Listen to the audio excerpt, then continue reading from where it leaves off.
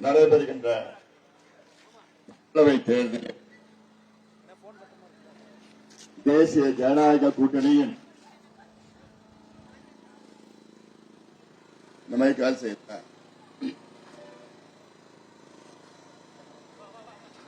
தர்மபுரி நாடாளுமன்ற தொகுதி பாட்டாளி மக்கள் கட்சியின் வெற்றி வேட்பாளர் படித்தவர், பண்புள்ளவர், முனைவர் பட்டம் பெற்றவர், ஒரு பெண் வேட்பாளர். இந்த தொகுதியில் 50 ஆண்டுகளுக்கு பிறகு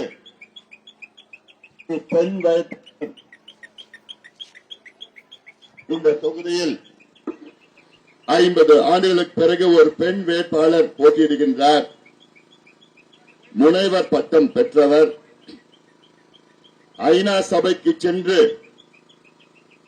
பெண் உரிமைகளை பற்றி, அதிலும் பெண் குழந்தைகளை பற்றி குரல் கொடுத்தவர். உங்களில் ஒருவர் நம்முடைய இனமான காவலர், சமூக நீதி போராளி மருத்துவர் ஐயாவால் இந்த தொகுதியின் தேசிய ஜனநாயக கூட்டணி சார்பாக பாட்டாளி மக்கள் கட்சியின் வேட்பாளராக நிறுத்தி வைத்திருக்கின்ற முனைவர் சௌமியா அன்புமணி அவர்களை நீங்கள் எல்லோரும் ஆதரவளித்து மாம்பழம் சின்னத்தில் வாக்களித்து அவரை வெற்றி பெற செய்யுமாறு உங்கள் எல்லோரையும் பணிவோடு, பாசத்தோடு, உரிமையோடு கேட்டுக் கொள்கின்றேன். இந்த தேர்தல் பிரச்சார கூட்டத்தில் என்னுடன் வருகை தந்திருக்கின்ற கூட்டணி கட்சிகள், குறிப்பாக பாரதிய ஜனதா கட்சியின் நிர்வாகிகள் பாஸ்கர் அவர்கள், சேட் அவர்கள், குணசேகரன் அவர்கள், MR முருகன் அவர்கள், MG முருகன் அவர்கள், இளங்கோவன் அவர்கள், சண்முகம் அவர்கள், பாபு அவர்கள், பாட்டில் சேட் அவர்கள்,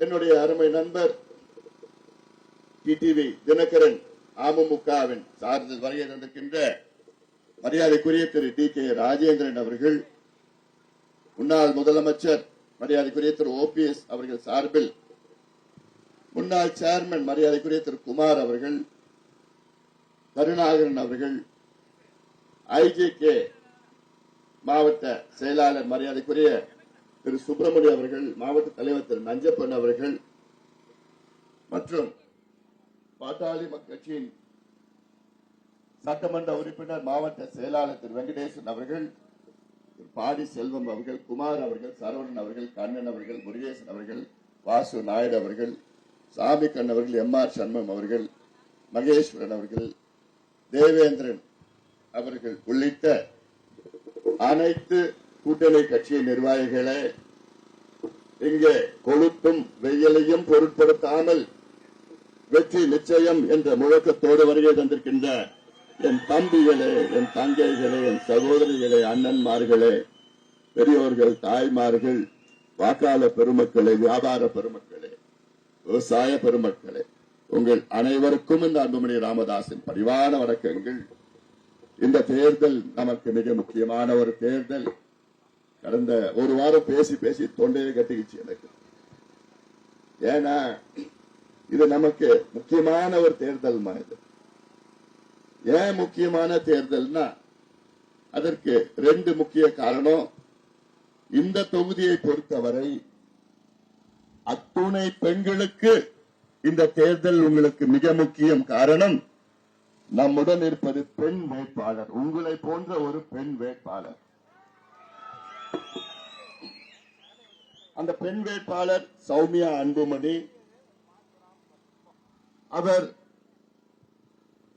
MA சோசியாலஜி, PhD, அதனால கூட உங்களுக்கு என்னன்னு கூட தெரியாது. முனைவர் பட்டம், டாக்டரேட் படிச்சிருக்கிறார். ஐநா சபைக்கு போய் பேசிட்டு வரார். அது கூட என்னன்னு கூட உங்களுக்கு தெரிஞ்சிருக்க வாய்ப்பு கிடையாது. ஐநா சபையில போய் பேசுறது சாதாரண விஷயம் கிடையாது. ஒவ்வொரு வருஷமும் இந்தியாவிலிருந்து ஐநா சபைக்கு போய் பேசுறவங்க மொத்தம் ஒரு 10 பேர் தான் பேசுவாங்க இந்தியாவில இருந்து.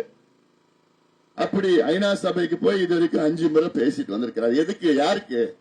பெண்களின் உரிமைகளை, உங்கள் உரிமைகளை பற்றி, உங்கள் குழந்தைகளின் நல்ல உரிமைகளை பற்றி. எங்கேயாவது பெண்களுக்கு பிரச்சனைனா நான் அங்க முதல்ல போறணும் இல்லையோ, அவங்க முதல்ல போய் அங்க போராடுவாங்க. அப்படிப்பட்ட வேட்பாளர் தானே உங்களுக்கு வேணும், அப்படிப்பட்ட உறுப்பினர் தானே உங்களுக்கு வேணும். பெண்கள் உரிமைகளை மீட்டெடுக்கின்றார். மற்ற 2 கட்சி வேட்பாளரை பத்தி உங்களுக்கு யாராவது தெரியுமா? திமுக வேட்பாளர், அண்ணா திமுக வேட்பாளர், அவங்க தெருவை தாண்டி அவங்களை யாரும் தெரியாது. அவங்க வீட்டு தெருவை தாண்டி பக்கத்து தெருவை கூட அந்த வேட்பாளர்களை பத்தி யாருக்கும் தெரியாது. இவ்வளவு காலமா நீங்க சின்னத்தை பார்த்து ஓட்டு போட்டீங்க, ஜாதியை பார்த்து ஓட்டு போட்டீங்க, மதத்தை பார்த்து ஓட்டு போட்டீங்க, இனத்தை பார்த்து ஓட்டு போட்டீங்க, மொழியை பார்த்து ஓட்டு போட்டீங்க, சின்னத்தை பார்த்து ஓட்டு போட்டீங்க. இந்த முறை நீங்கள் நல்ல வேட்பாளரை பார்த்து ஓட்டு போடுங்கம்மா. அதுதான் முக்கியமா நான் கேட்கிறேன். நல்ல வேட்பாளர், ஒரு பெண் வேட்பாளர், ஒரு பெண் சிங்கம். அவங்க உங்களுக்கு ஏதாவது ஒரு பிரச்சனைனா பாய்ந்து வருவார்கள், உங்களை காப்பாற்ற ஓடோடி வருவார் ஒரு பெண் வேட்பாளர். இது முக்கியமான ஒரு காரணம்.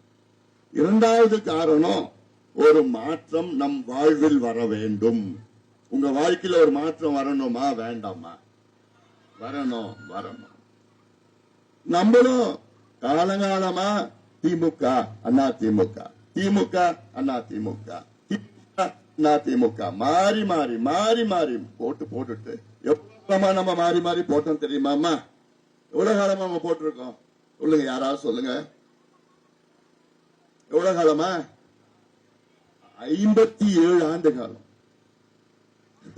இதெல்லாம் நிறைய பேர் பிறக்கல. 57 ஆண்டு காலம் திமுக நல்லது செய்வாங்க, அண்ணா திமுக நல்லது செய்வாங்க, அந்த நம்பிக்கையில மாறி மாறி 2 பேருக்கும் ஓட்டு போட்டுட்டே இருக்கிறோம்.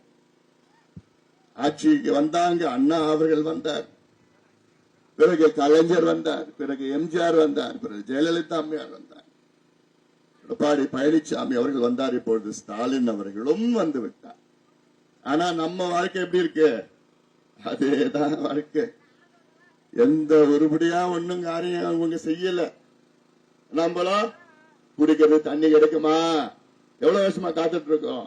சுதந்திரம் அடைஞ்சு 77 வருஷம் அதே நிலையில தான் இருக்கிறோம். விவசாயத்திற்கு தண்ணி வருமா? அப்படி ஒண்ணும் வரல. நம்ம விளைச்சல், விவசாய விளைச்சலுக்கு விலை கிடைக்குமா? ஒண்ணுமே நடக்கல. இந்த பக்கத்துல வரேன்டா, தெரியும்டா, பேச போறேன்டா. நான் பேசாம யாரா பேச போறா? தூள் செட்டி பத்தி நான் தாண்டா தூள் செட்டி பிரச்சனையை நான் சொன்னது. இங்க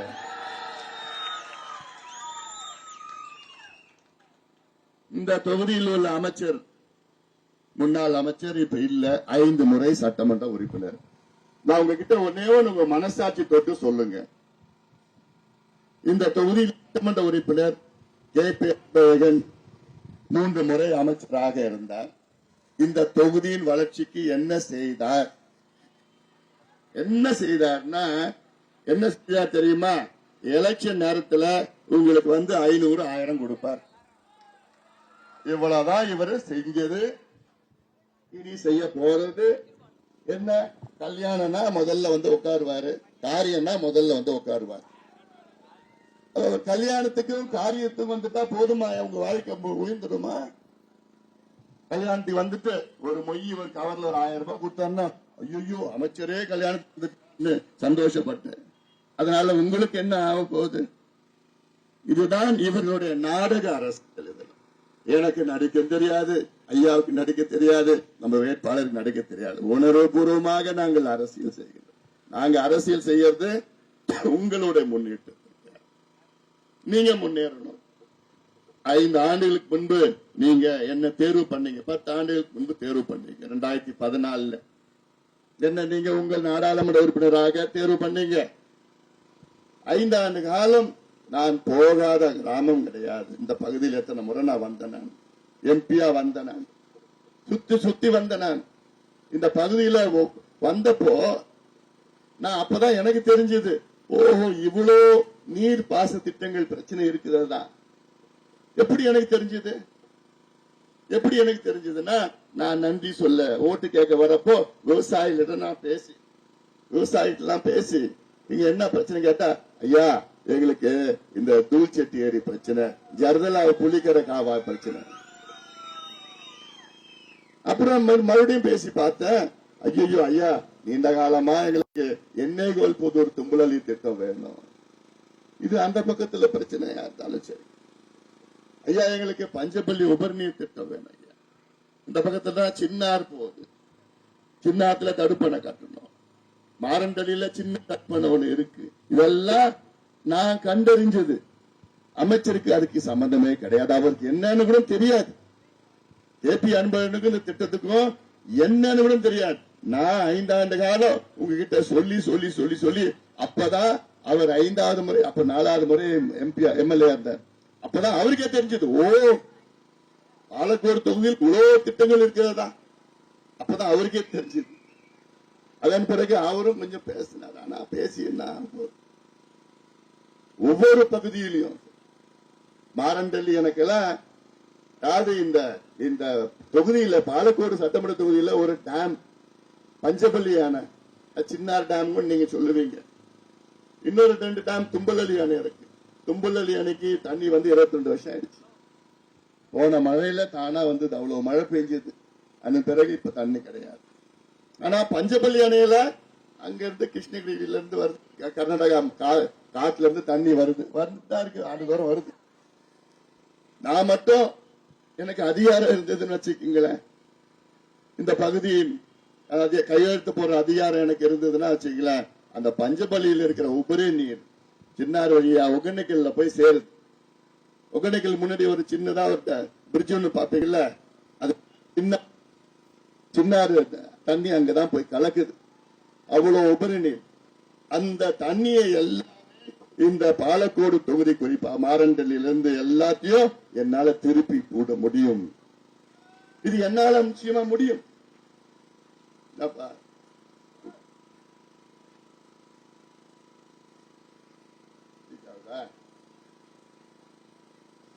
ஹீட் ஆயிடுச்சு வண்டி, ஹீட் ஆயிடுச்சு. நம்ம வண்டி அவ்வளவுதான். நமக்கு மற்றவங்க எல்லாம் பெரிய பெரிய ஏசி வண்டி, அந்த வண்டி நமக்கு அவ்வளவுதான். ஏன்னா மற்ற அமைச்சர்கள்லாம் கொட்டி வச்சிருக்கிறாங்க. அவங்களுக்கு எல்லாம் காசு மாட்டம் இருக்குது, எவ்வளவோ வச்சிருக்கிறாங்க, கொள்ளடிச்சு வச்சிருக்க. ஆண்ட கட்சி ஆளுங்கட்சி. நீங்கள் பாருங்கள், இந்த தேர்தல் நமக்கு மிக முக்கியமான தேர்தல். சாயங்காலம் இந்த பகுதிக்கு உதயநிதி ஸ்டாலின் வர போறார். உதயநிதி ஸ்டாலின் அவங்க தாத்தா கொடுத்த வாக்குறுதி, அவங்க அப்பா கொடுத்த வாக்குறுதி, இப்ப இவரும் வாக்குறுதி கொடுக்க வர்றாரு. இவங்க பரம்பரையே வாக்குறுதி பரம்பரை. கடைசி வரைக்கும் எதுவும் செய்ய மாட்டாங்க. கடைசி வரைக்கும் எதுவும் செய்ய மாட்டாங்க. ஒன்லி வாக்குறுதி. அதை நம்பி நம்பி நம்பி நீங்களும் ஏமாந்து போயிட்டு ஏமாறாதீங்க. இனி ஏமாறாதீங்க. போதும். 2 பேரும் ஆட்சி செய்தது போதும். அதற்காகத்தான் இந்த முடிவை பாட்டாளி முடிச்சு எடுத்திருக்கிறது. இங்கே சௌமியா அன்புமணி வெற்றி பெற்றால் மத்தியிலே நம்முடைய பாரத பிரதமர் நரேந்திர மோடி 3வது முறையாக பிரதமராக, 3வது முறையாக நல்லாட்சி தருகின்ற பிரதமர் மோடி அவர்கள். எல்லாம் நீங்கள் சிந்திக்க வேண்டும். நல்ல முடிவெடுங்கள். இது காலத்தின் கட்டாயம். சௌமியா அன்புமணி சொல்றாங்க பார், வந்தவுடன் சொல்றாங்க, இந்த பகுதியில் அதிகமா தக்காளி விளைச்சல் இருக்குதா? இது திமுக வேட்பாளருக்கு தெரியுமா? அதிமுக வேட்பாளருக்கு தெரியுமா? தெரியாது. கேட்டா நாங்க உள்ளூர். உங்க தெரு பக்கத்து தெருவில் உங்களை பத்தி யாருக்காவது தெரியுமா ஐயா? 2 வேட்பாளர்களை பத்தி. அதனால இதெல்லாம் சிந்தித்து பாருங்க. அதிமுக வாக்காளர் பெருமக்களே, உங்களுக்கு என்னுடைய அன்பான ஒரு வேண்டுகோள், அதிமுக காரங்களுக்கு என்னுடைய அன்பான ஒரு வேண்டுகோள், இந்த தேர்தலில் உங்க வாக்குகளை வீணாக்காதீங்க. ஏன்னா நீங்க அதிமுக தமிழ்நாட்டில் ஆளுங்கட்சி கிடையாது, மத்தியிலேயும் ஆளுங்கட்சி கிடையாது. இந்த தேர்தல் இது நாடாளுமன்ற தேர்தல். எடப்பாடி பழனிசாமி இந்த தேர்தலில் முதலமைச்சராக வர போறது கிடையாது, பிரதமராக போறது கிடையாது. அதிமுகவுடைய கோபம் யார் மேல? திமுக மேல. அதனால நீங்க எங்களுக்கு வாக்களிச்சு எங்களை வெற்றி பெற வையுங்கள். இந்த பகுதி இந்த மாவட்டத்தை வளம் பெற நிச்சயமாக நாங்கள் செய்வோம். வாக்குகளை வீணாக்க கூடாது. நான் சொல்றது நியாயமா தானே நான் சொல்றேன். அதாவது இதை நாங்க காமிப்போம், எங்களுக்கு ஓட்டு காமிப்போம், அப்படி காமிப்போம் காமிக்கிற நேரம் கிடையாது. சட்டமன்ற தேர்தலில் நீங்க பாத்துக்கீங்க, நாடாளுமன்ற தேர்தலில் இங்க உங்களுடைய வேட்பாளர் யார்கிட்ட போய் நீங்க கேட்க போறீங்க? நீங்க போய் இங்க முதலமைச்சர்கிட்ட கேட்க போறீங்களா, இல்ல டெல்லியில போய் பிரதமர்கிட்ட கேட்க போறீங்களா? இல்ல, அதிமுக வேட்பாளர் அங்க வெளியில கூட போக முடியாது, அவங்க ஆபீஸ்க்கு வெளியில கூட விட மாட்டாங்க.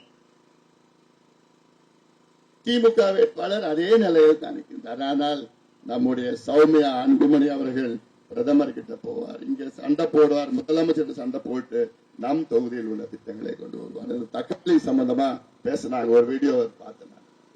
சௌமியா அன்புமணி தக்காளி விளைச்சல் பத்தி சொன்னாங்க.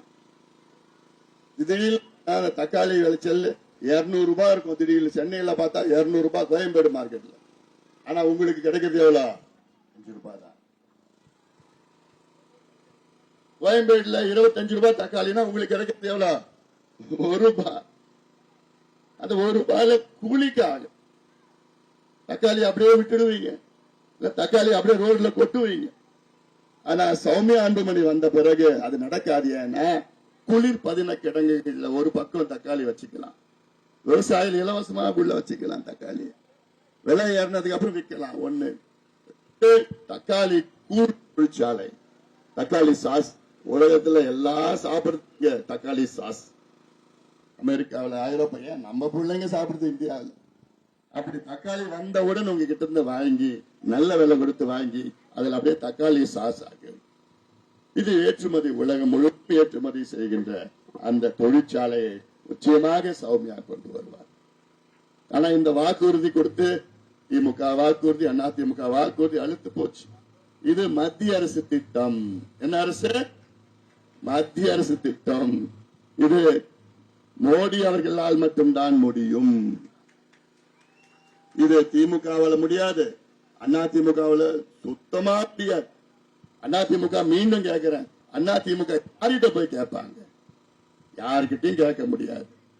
அதனால அதிமுக நண்பர்களே, உங்கள் வாக்குகளை வீணாக்காதிருக்க நல்ல வேட்பாளரை நாங்கள் நிறுத்தியிருக்கின்றோம்.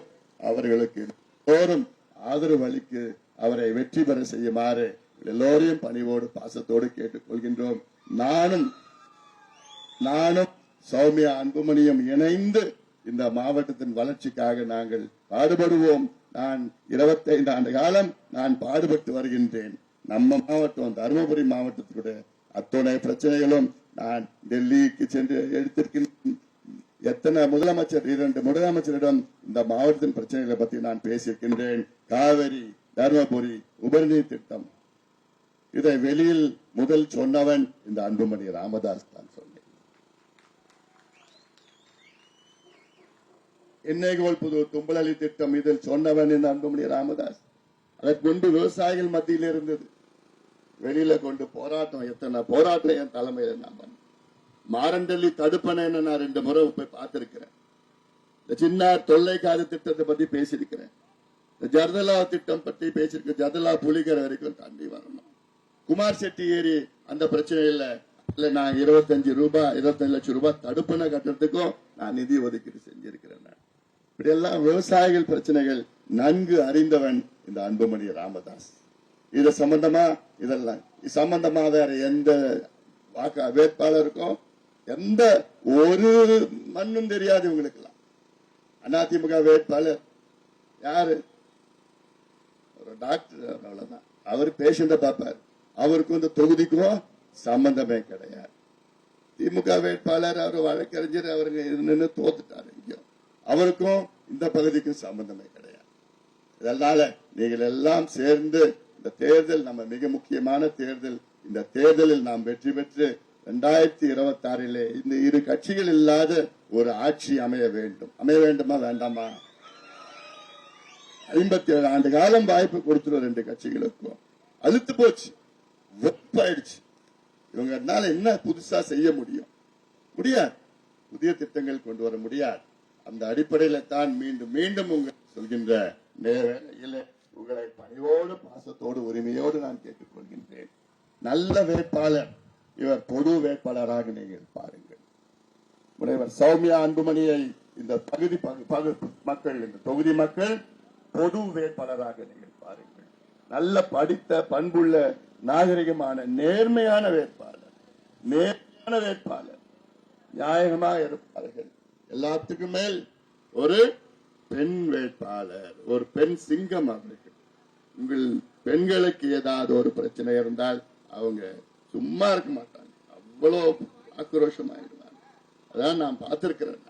அப்படிப்பட்ட ஒரு பெண் போராளி உங்களுடைய நாடாளுமன்ற உறுப்பினராக வர வேண்டும். நீங்கள் எல்லாம் வர வைப்போம், முழக்கமிட வேண்டும். இந்த நேரத்திலே நாம் நீங்கள் எல்லோரும் சேர்ந்து நல்ல முடிவெடுங்கள். நமது சின்னம் எல்லோரும் மாம்பழம் சின்னத்தில் வாக்களித்து நீங்கள் முனைவர் சௌமியா அன்புமணி அவர்களை வெற்றி பெற செய்யுமாறு உங்களை எல்லோரும் பணிவோடு பாசத்தோடு கேட்டுக்கொண்டு நன்றி விடைபெறுகின்றேன். நன்றி, வணக்கம்.